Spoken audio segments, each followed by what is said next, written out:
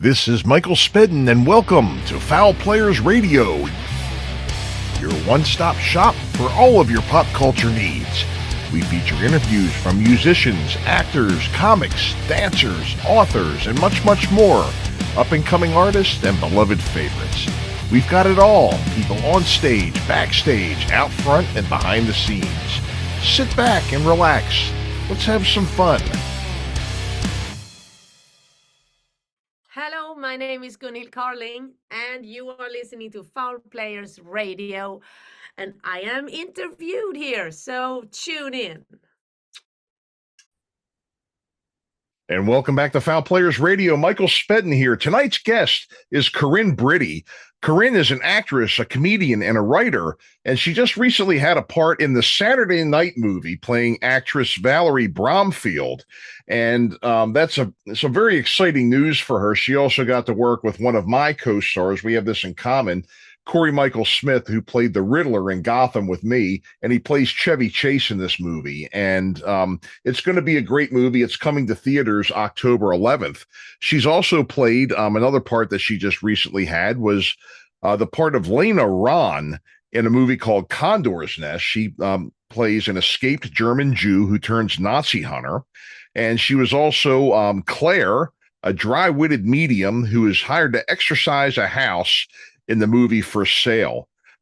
She's done lots of other great things. We talked about her movies, her stand-up comedy, performing at open mics, and lots of other things. Her studies at the Royal Academy of Dramatic Art in England. So we really had a great time talking, and it's a great interview. So make sure you stick around, folks. We'll be back right after these words with Corinne Britti. This is Carrie Zaruba, and you're listening to Fowl Players Radio with Michael Spedden. And welcome back to Fowl Players Radio. Michael Spedden here. And tonight, our guest is Corinne Britti. She has got some exciting stuff to talk about tonight. She was just in the Saturday Night movie playing Valri Bromfield.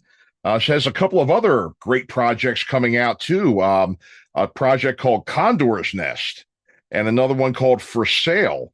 And, you know, we'll get into the details of these, but these are all great projects, and I'm looking forward to hearing about them. So, Corinne, welcome to the show. It's nice to meet you, and I want to hear all about this stuff. Yeah. I don't know where to begin. For Sale and Condor's Nest are both out already, Okay. on your various streaming platforms. I think one's on Tubi and the other is on, I think they're both on Tubi actually. So Okay. you can watch them whenever you want. Yeah, Tubi, the price is right too. So, you know, you can't go wrong there. Can't beat that. Yep. That's great. You tell us a little bit more about that. It looks like for Condor's Nest, your character's name was Leyna Rahn. Is that correct? Mhm. An escaped German Jew who turns Nazi hunter. Yeah. And it's an action thriller. And that sounds interesting. Tell us a bit about that, I guess. You know, tell us. Yeah, I mean, it's not a character that I ever saw myself playing. Not that I never thought I was like capable, but just because I'm a comedian, I'm not, Yeah. I didn't speak any German before it, but I learned German for that. The majority of my lines are in German, and Is that right? yeah. Wow. Yeah. So I don't know. Yeah, it was a crazy experience actually that we shot in like 2021. Okay.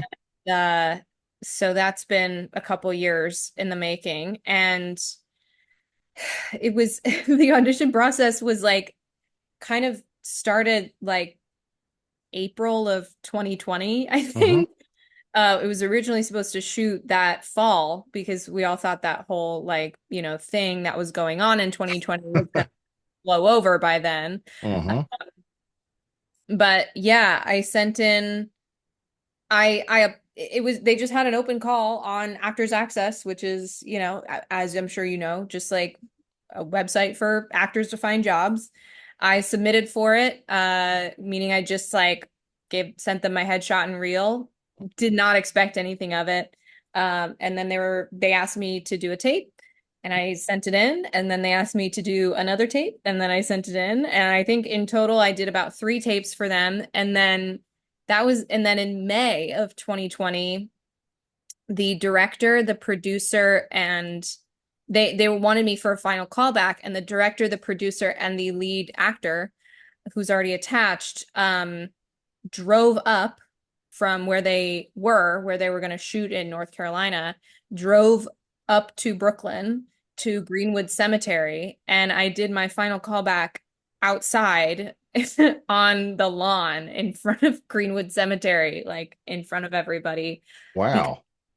There was no studio space, and like they didn't, they couldn't pay for COVID testing. So they were just like, let's do it here. And I was like, okay. And I literally biked there because I lived close enough to do that, and I didn't want to take public transportation. Mhm. I was scared. And so I was like biking uphill. And I was very sweaty, and I did my 2 scenes or whatever. And then a month later, they were like, we'd love to have you. Hey, well, good for you. Good for Very you. crazy. Yeah. Yep. So they filmed it in the Carolinas, North Carolina. Yeah. And but most of your lines were in German. I mean, was it I mean, obviously your character was German. Mhm. But was it, intended to be released in Germany? Was it like a German production company, or was that just kind of No. like The Godfather, how they have all the Italian in it? Yeah, no, it was just my character. I mean, Oh. everyone else speaks English. I was just like, she speaks German and interacts with Germans throughout the Mhm. movie. So that it was, yeah, it was just my character. Wow. Okay. Okay. Very interesting. Very interesting. And you can find that on Tubi, you were saying. So yeah. Great, great. Well, that's wonderful. I'm definitely going to look that one up and check it out. Get the popcorn going, and hey, Yeah. uh, that's wonderful. And the other one that you had mentioned too, For Sale, you play a medium, Hmm. hired to exorcise a house, Hmm. and it's a horror comedy. For Sale, I love those. Yeah.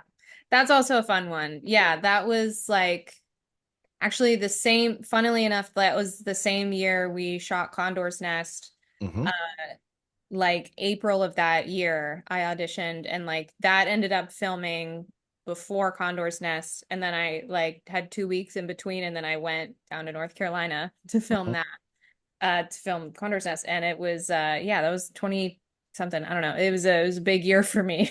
Oh yeah, well, good, good. Yeah, we all have memories of how things were, because I had, been part of some projects, pardon me, at that time too, where you had to have a couple of COVID. Yeah, I think you had to test like 2 or 3 times negative for COVID on some of them. Yeah, the well, the For Sale was like that was very shoestring budget. That was Hmm. very low budget. And so they were like, you can get one COVID test before you come here, and then that's fine for us. Uh-huh. And then Condor's Nest was like following all, very much following the rules of everything. And that was like weekly, I believe, COVID Sure. tests. Oh, Yeah. sure. And the things that I had filmed too, of course, the minute that camera shuts off, mask, and Yeah. craft services, everybody's sitting, far apart, everything. There was no trays of like a buffet style. Everything was wrapped. Oh yeah. I mean, everything just completely, yeah, they thought of everything in those days. And Yeah. um, now we're kind of slowly getting back to normal and I think, everything. Yeah. yeah, now that like it's kind of become normalized, I think everybody's like, yeah, more chill about it. Right. Right. Well, and the thing is too, it's people have gotten their shots. People have, I guess the strains have gotten a little bit weaker, so they're not as devastating to people. So, Yeah. that's great. I'm really glad that chapter's over. I do enjoy doing my auditions from home, though.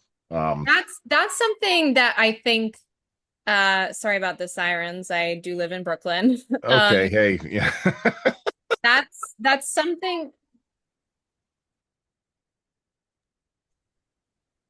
like I know someone's in trouble, but like we get it. You know what I mean? Hmm. Shut up. Uh, that's something that I think like has actually afforded me more opportunities than it hasn't, Hmm. because um I also work in Atlanta a lot, and because my family's down there now, and I would not be able to audition for a lot of stuff that's shooting in Atlanta if because I don't live there, if like sending in a tape hadn't become the norm. So yeah, it's like I think, and I sent in an initial tape for Saturday night, and I don't know if even a couple years ago, if they'd been auditioning, the normal way, they probably would have had people come in. Um, and I don't know that my tape, that I even would have been seen for that, because you can only see so many people in, whatever 10 hours is the union allotment or something. So Yeah, yeah.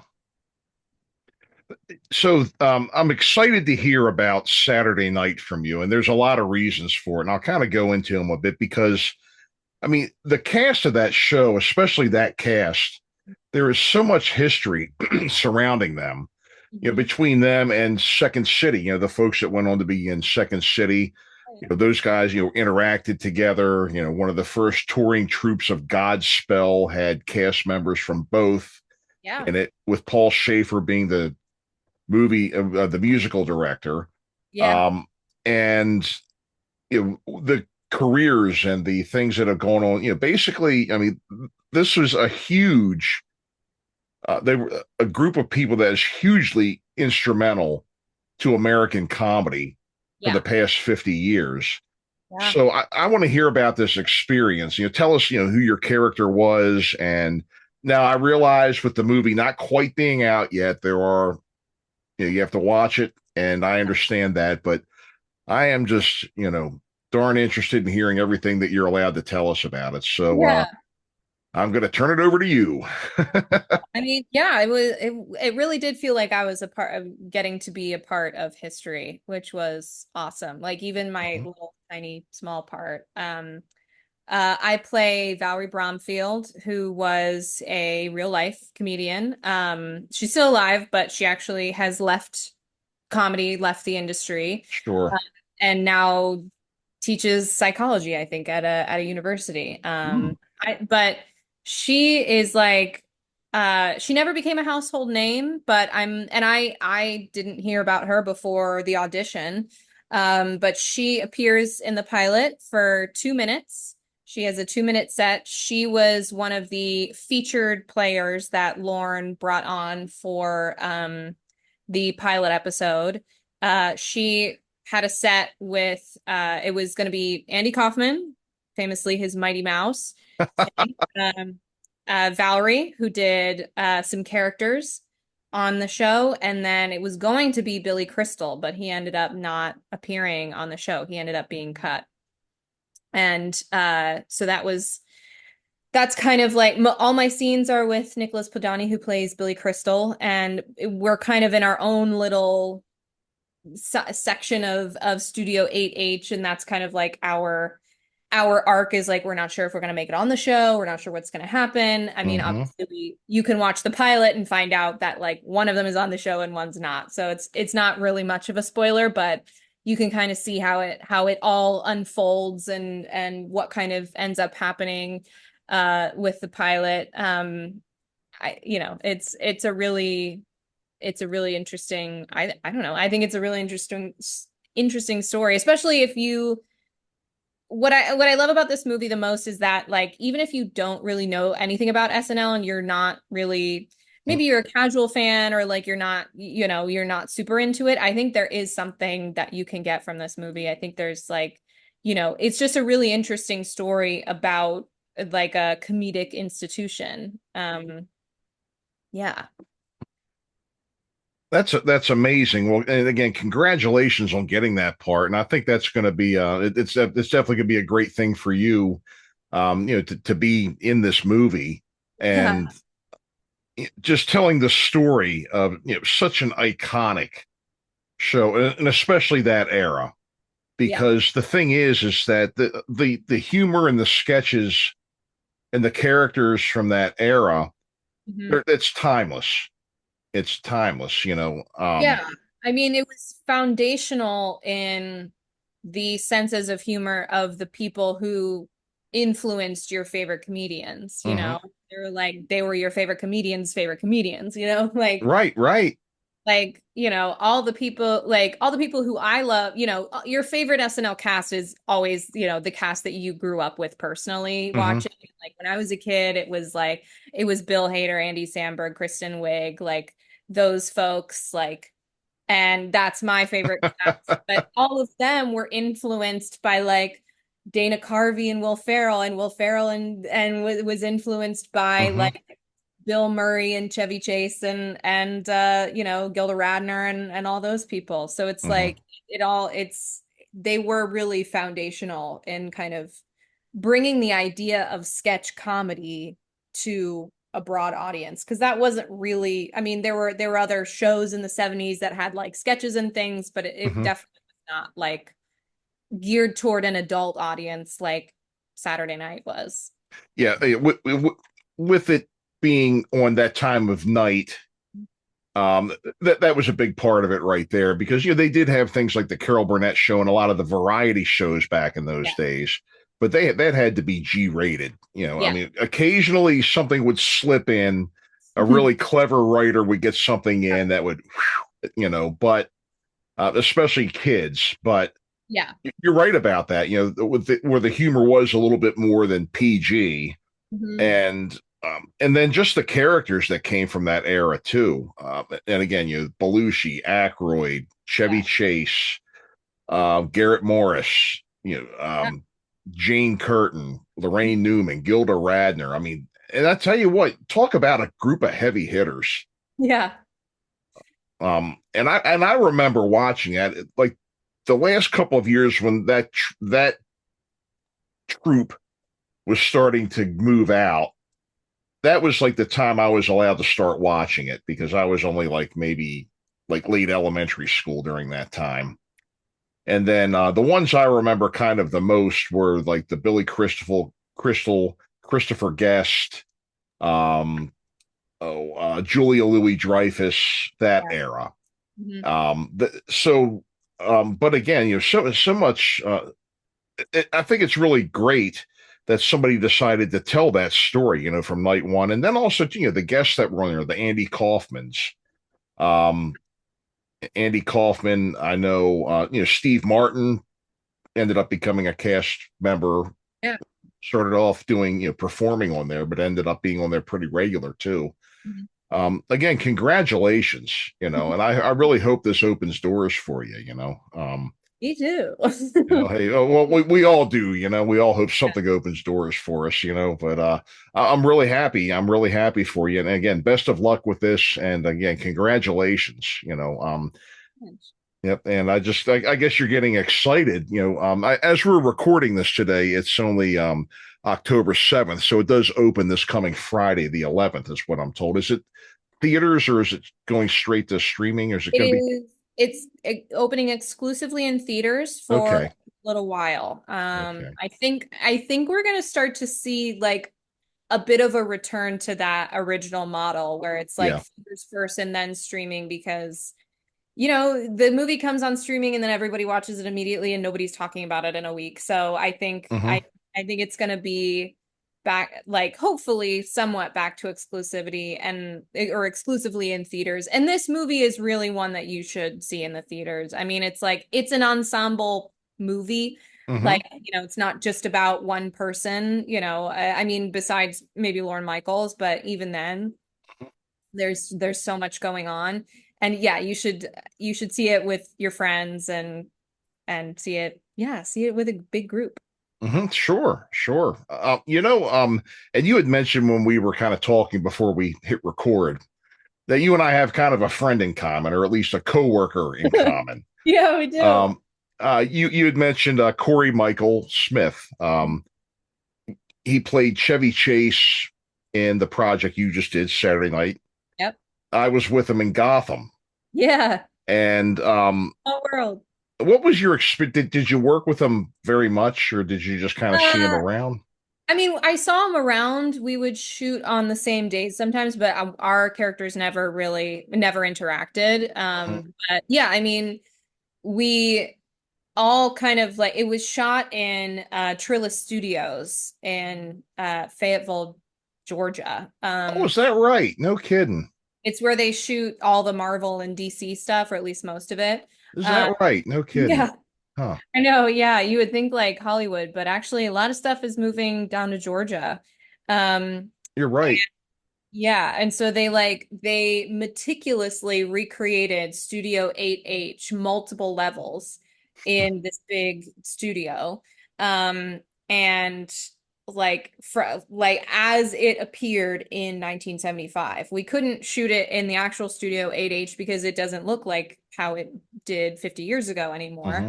And also it would have been a nightmare scheduling wise, but I'm sure. But yeah, they like from the ground up, they created Studio 8H. So everything you see there, except for the exteriors, which they did actually shoot in New York, everything you see there is uh is made from the ground up, which I think is so cool. Um, yeah, That but that was a tangent. But yes, I worked with Corey and he's lovely. He's great.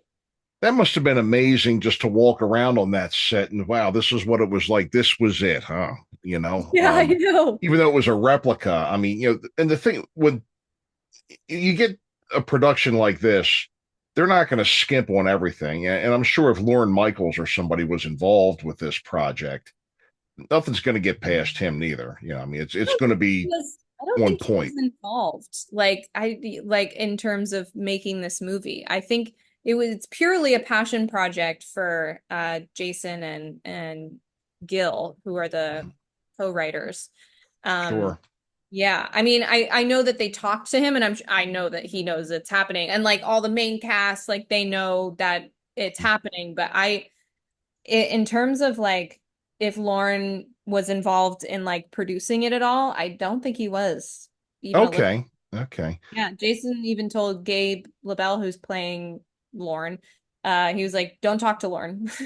Okay. Okay. He didn't want Lauren's influence on it at all, which funnily enough. So Interesting. That's an interesting. Oh, interesting. You mentioned that. Yeah, and of course, Jason Reitman. His father had worked with all of those. Being yeah, involved with Ghostbusters, and I believe Animal House, maybe. I think. I think so. Sorry to throw all these No, showbiz that's fine. trivia questions I at should you, have done my homework before this. right? But I'll tell you too. My if I may just go on a tangent, about Corey. Hmm. I'll tell you, Gotham was the first show that I got after I had signed with management. Nice. Okay. And I got the gig. And before that, I was just a local band guy out of Baltimore. No idea I'd ever have a chance at any of this stuff, but I'm like, Yeah. hey, so um, I got the set and we actually filmed that in Brooklyn. Yeah.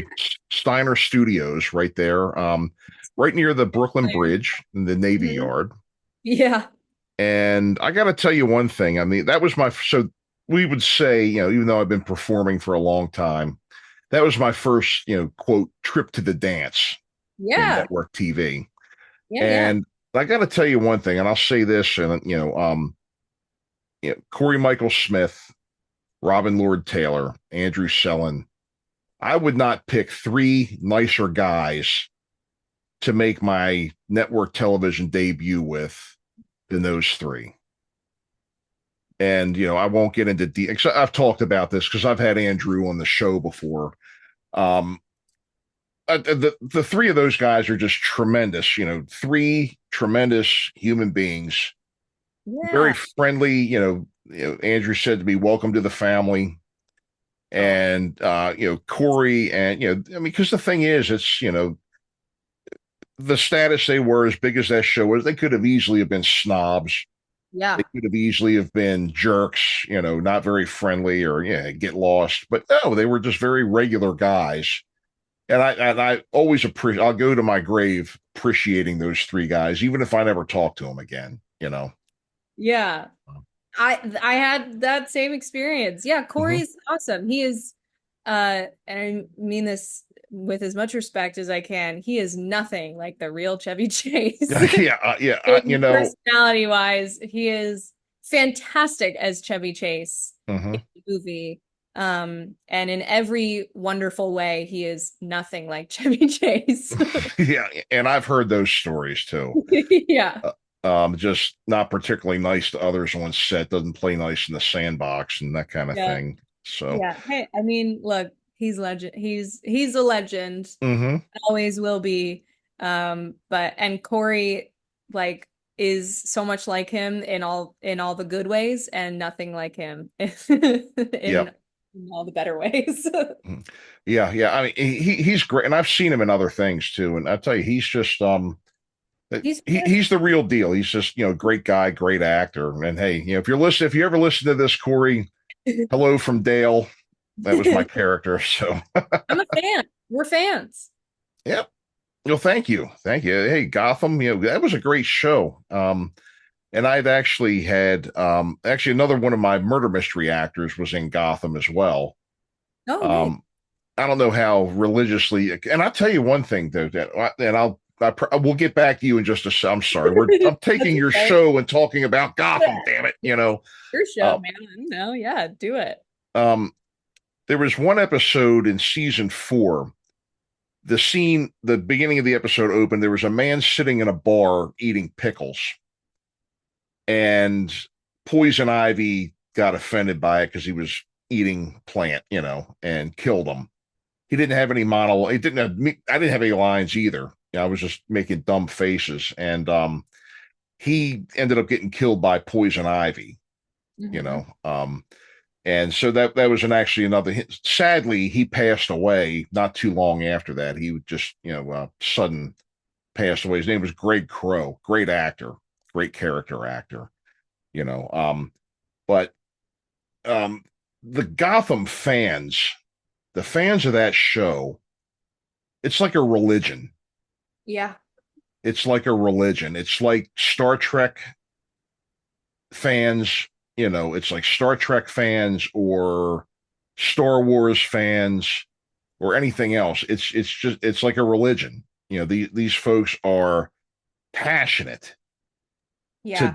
death over Gotham, and they wanted to come back too. And I'm like, hey, yeah, hey, everybody dies like 4 times on that show, and I only died once. So, Yeah. so, but anyhow, but that was it was a great experience, and I'm glad you had a good experience with him too.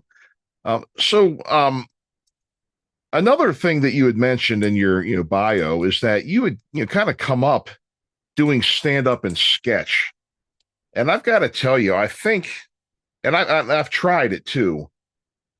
I think in terms of the level of difficulty and courage and just the ability just to keep an audience with you on your side and to respond to anything, stand up I think is probably got to be one of the most difficult mentally genres of performing arts. Do you agree? Um, yeah, yeah. I mean, you really are putting yourself out there in a way Mm-hmm. that's different from like if you're in a play or something, like at least if the play's bad, then the play's bad, you know. But Yeah. if the stand-up, but if your stand-up isn't good, then like that's you, you know, that you wrote Mm-hmm. that. Hopefully you wrote that. And, you know, if you're not funny, then that's it. You know, you should probably not do it anymore. So I don't know, but I mean, I really just started doing stand up and like hosting comedy shows as a means of self-preservation as a performer. I'm Mm-hmm. like how I got into it was I just like was failing as an actor. And like Yeah. I just wanted to perform and like I took an improv class and that was kind of like my gateway drug into it and like I had always liked comedy and liked, you know, making people laugh even when I was in acting school. Mm-hmm. And then when I got out and realized like, you know, what the industry is really like, I was like, oh, actually, yikes. And it was just like such a big leap from like art school to the real world. Mhm. And comedy just became really important to me. And I just never stopped doing it. I really loved doing improv. I did characters. I hosted comedy shows. I did stand up. I was just like any opportunity to perform. And I was really, I don't know, I wasn't as like dedicated to it as I don't know, as like any a person who like wanted stand up to be their career would be. I Mhm. always saw it as just like a really fun thing to do. And didn't really pursue it much further than kind of performing around on like friends shows and like seeing if I could do maybe some comedy clubs in the meantime.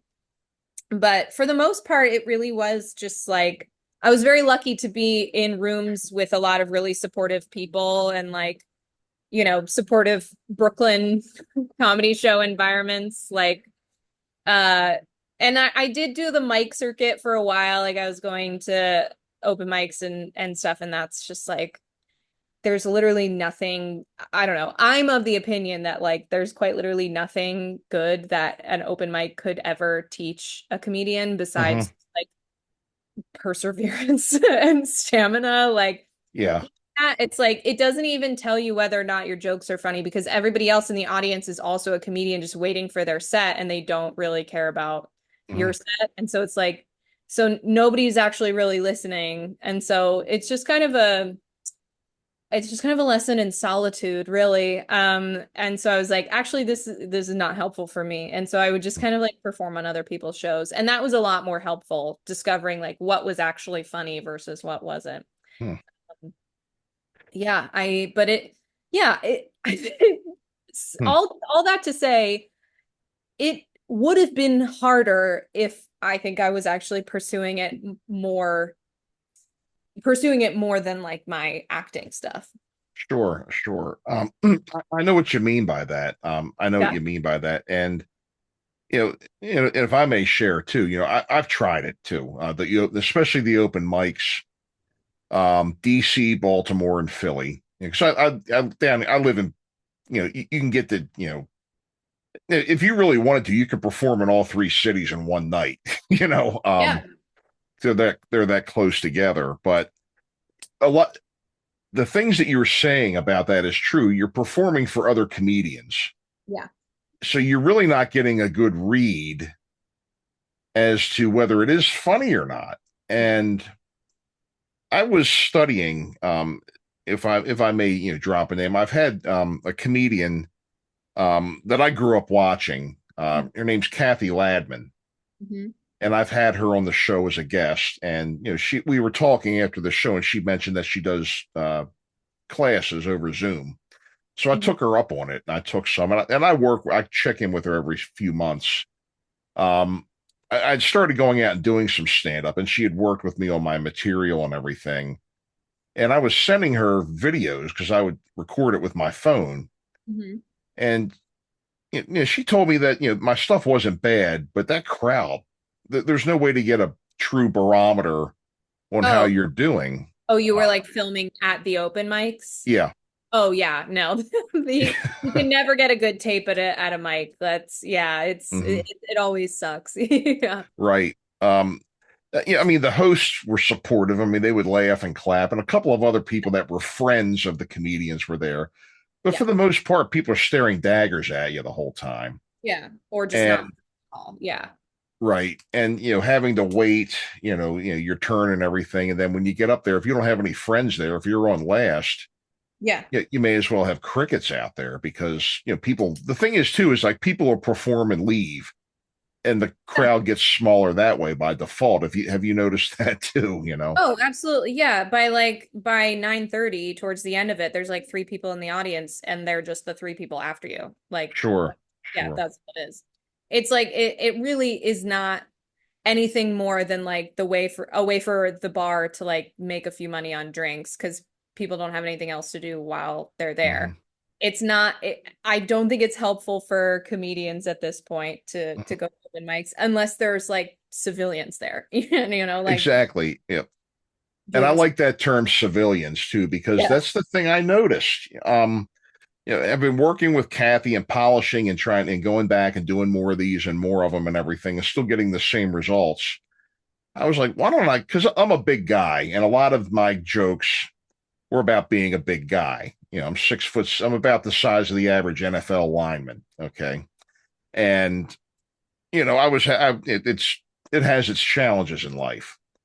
So what I did is I kind of took these jokes and I kind of molded them into being a detective. How would being a detective my size, work? And I started using that for my introductions to my murder mystery shows. And I'm Yeah. out there doing these. We would get 80 to 100 people in a room, and I was bringing the house down. And I was like, now wait a minute, why are these people laughing and nobody at the open mics was? And I went and talked to Kathy, and she was like, well, look, they're there. They're civilians. They don't have anything against you. They're there to see the show. The other people are extremely biased. They want to do better than you, so they're not going to give you a warm and fuzzy reception. No. So interesting experience. And do you like writing sketches? Do you write sketches and stuff too? I saw a sketch listed in your bio as Yeah. well. Over the years I've written and performed in sketches and improv and things like that. I mean, yeah, the comedy scene, like, it's not like how it used to be where like if you were a stand-up especially, you were like, I'm a comic, and like Mhm, sketch and improv especially were considered like the lower forms of comedy for whatever reason. There was a mhm, high, but now it's like everybody kind of does everything because I think, the more things you can do, the better you become at the other things that you do. mhm, Yeah. And so once you get into the comedy world, it's kind of like hard to not be doing mhm. everything. Yeah.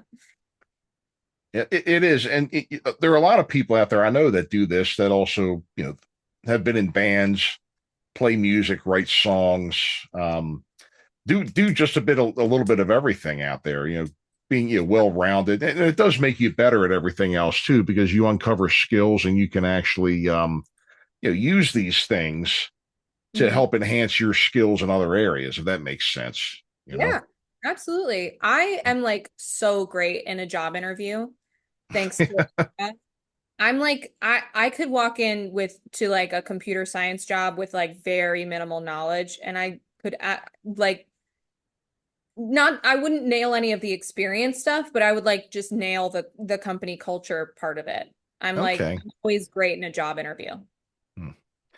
I'm the class clown at work, but that's kind of how it goes. But yeah, but that's good. You see, I mean, you've got and these are all people skills too. Yeah. These are all people skills. And it also gives you like a lot of mental toughness and self-reliance as well. Mhm. You're pretty much in a room full of people, and you're like, hey, I can get through this. I know what it takes to work these people and to get through and Mhm. do what I've got to do. So that's great. That's great. You had also mentioned in your bio, and I was reading this. I had to read this a couple of times because it says that you're a rabid sower, but it Mhm. was spelled Sewer, and I was like, she's a rabid sewer. Yeah. Oh, sower. Yeah. And you've made puppets. You made puppets. Um, and in one of Ice-T's videos, the hate is real. Tell us about this. Yeah, that's also another classic pandemic romp. That's just like one of those random things that happened to work out. So like I've been sewing my whole life. Like I was my mom taught me to sew when I was like 10 or 11 or something, and we made our Halloween costumes every year. And That's then great. yeah, and then for one of my birthdays, like before the pandemic, my mom got me a sewing machine, for, my apartment up here in Brooklyn, and she was like and obviously during the pandemic, I didn't have anything else to do, and so I was constantly sewing, and I developed a reputation as like the friend that sews in my group of friends. And so like every time somebody needs a pair of pants hemmed, they're like, hey, can I toss you $10 and you do this? And I'm like, yeah, sure. I need money. And so my mutual friend who's like an animator and a director and like has a small production company, he found out about this Ice-T was holding like a competition, a music video competition for his then new song, The Hate Is Real. And the guy Sebi, he was like, I have a really great idea. I'm going to make a video and where all of the band members are going to be puppets, but I can't just buy these puppets, you know, for cheap. I need to like, so I was going to make them, but I don't have a sewing machine. I don't know anyone who sews. And then my friend was like, I know someone who sews. And so cut to like 2 weeks later, and then he's like in a mask doing like a dead drop of a garbage bag full of like felt and polyfill, you know, stuffing out in front of my apartment. And then he's like backing up whatever 20 feet, and then I'm grabbing it. And then like over the next like couple of weeks, I had just all of these like puppet bodies just like strewn across my living room floor. They're all like flesh colored too because they're made to look like band members. And so I just had these like dead floppy bodies like across my living room floor making music videos or making puppets for the Hate Is Real music video. And yeah, it was like, and to this day it's like, and I had no idea that it was gonna like show up on IMDb as like actor, writer, arts department on my IMDb, and like forever I will have puppet fabricator on my IMDb, and that it makes me so happy. I love that. And of course he naturally won the music video competition because what's not to love about that? Hey, that's great. Wonderful. Absolutely. But yeah, you learn, you know, too, is that, you know, making a good puppets, that's not cheap. Puppets are not cheap. And yeah, I was not paid. I think what I was ultimately paid for that worked out to maybe like a couple bucks an hour, like definitely less than minimum wage, but it was the pandemic and I didn't have anything else to do, so and I was glad to be paid at all, frankly. sure. You know, one of my actors, and we were kind of talking about this, two-time Emmy nominated for making puppets for the show The Great Space Coaster, which was a little before That's your so time. cool. But another thing that you may or may not remember, years ago, you know, when I was growing up, I'm a kid. I grew up in the 70s and 80s. You had, you know, your three big networks, ABC, NBC, CBS, and then you usually had maybe a couple of, you know, PBS stations, but then there was a couple of like two or three independent. A lot of these stations ended up being bought by Fox or the CW or the WB. But for years, if you ever saw Weird Al Yankovic's UHF, these stations were small, they were independent, they were run on a shoestring. Yeah. And, you know, before he made them for the Great Space Coaster, he made puppets for like a lot of the kids' shows that these little independent TV stations used to run. And he did that for years. A lot of them, you know, they didn't have all that syndication back then. So these stations would have, you know, one of them had in Baltimore had Captain Chesapeake, DC had Captain 20 for Channel 20, and they would have puppets and things like that on the show too. And there's a big history in that when it comes to, you know, old television and everything. So, but enough about that and back to you. So, so I mean, it looks like you're up to all kinds of great things. You've got a lot of great accomplishments here in your career. Thanks. Another, we had also looked at, you went to NYU and the Royal Academy of Dramatic Arts in England, right? What was that like? Tell me about that. I mean, that's a program right there. Yeah, it was cool. I mean, it was part of like a study abroad thing that I did. I did like a summer program through them. And yeah, it was a great experience. I actually, I mean, part of my acting training at the studio where I went in NYU was we did like a full almost year and a half of Shakespeare, Mm-hmm. just studying only Shakespeare and like how to act Shakespeare. And then I did RADA, I did the summer, and then so I've like, I don't know, I've clocked like at least 2 hours of purely studying Shakespeare. And I thought for a while that that was what I would end up doing after college. I would be like a Shakespearean actor or something. But that never mind. But nope, it just ended up doing improv in like tiny basements in Brooklyn. Right. Yeah, no, it was a really it's a really great program. I loved all the teachers I had there, and I feel like I learned a lot. Yeah, Shakespeare is something I think every performer should try at least once, I think so too. or maybe twice. Yeah. And it's fun. It's frustrating. It's challenging. It can be frustrating, but at the end, very gratifying. Yeah. Do you agree? I agree. Yeah, I think, well, I mean, it makes, there's a reason that you study it so much in school, in acting school. At any acting program, there will be a Shakespeare unit or Shakespeare year. Like it's it's like very foundational in learning how to just like translate text into action. Mm-hmm. It really is. It really is. And, and again, I didn't really get into acting until I was in my 40s, so, um, and I had never, and, whenever I'd studied Shakespeare in high school, I was Captain Cliff Notes. So, I mean, I was, Yeah.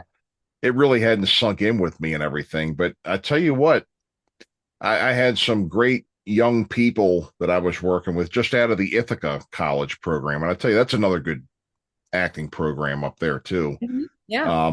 And I tell you, they really, took the old guy under their wings, and I really got a lot out of that, So Corinne, it's been great having you on here. I mean, what I really enjoyed listening to your stories, and I'm really happy for you with the Saturday night movie, Yeah. and all these other exciting projects that you're up to and everything. Best of luck, going forward. Um, of course, you've plugged the Saturday night movie. Is there anything else that you have coming up that you'd like to mention? And do you have a website of your own or any social I media? do have a website, but I am terrible at like updating it. So I definitely check out my social media. I'm on Instagram, Corinstagramster. You should probably just copy paste my name and then just type in Stagram after it, and then Okay. I'll most likely show up. Yeah, that's the best place to keep in touch. I don't really have anything else to plug after this. But yeah, Saturday night, October 11th, theaters nationwide. See it with your friends. Well, great, great. Well, thanks again for joining us tonight, Corinne. And thank you all for listening, folks. You're listening to Fowl Players Radio actress Corinne Britti. Go out and see Saturday Night and everything else here. We're going to put a whole bunch of her credits and things in the show notes for you to go check out. So please do it. Support our artists, ladies and gentlemen, and we will see you all next time. Michael Spedden signing off. Thanks again, Corinne. Thanks. And we'll see you all next time. And folks, thank you for sticking around and listening to our interview with Corinne Britti. I had a great time talking to her tonight about all of her projects.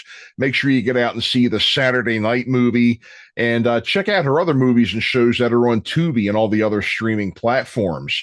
I had a great time talking to her, like I had mentioned, and make sure that you support Foul Players Radio. Hit that like and subscribe button. Also, get out there and support your local artists, buying tickets to shows, buying their books, t-shirts, CDs. All of these things really make a difference with people. And again, with Foul Players Radio, no matter where you listen, no matter where you watch, hit that like and subscribe button and leave us an honest review. Until next time, folks, this is Michael Spedden signing off. We'll see you next time on Foul Players Radio.